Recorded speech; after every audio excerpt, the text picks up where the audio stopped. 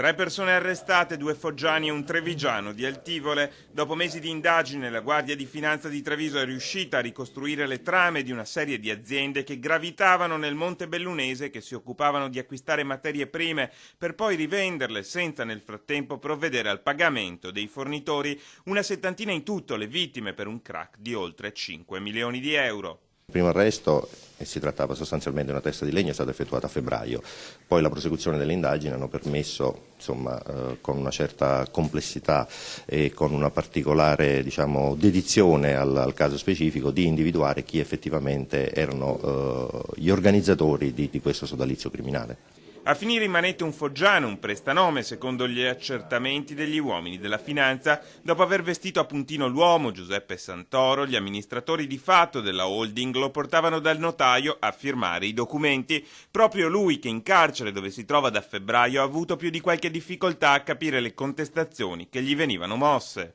La persona arrestata nel febbraio, l'amministratore di diritto, era una persona che faceva difficoltà nel comprendere il testo e anche nel apporre le proprie sottoscrizioni. Nella seconda fase dell'indagine i finanziari sono riusciti ad arrestare anche un foggiano e un trevigiano. Erano loro, secondo gli inquirenti, a reggere i fili della holding che finiva per lasciare i fornitori con assegni a vuoto tra le mani e decine di migliaia di euro per volta di buco.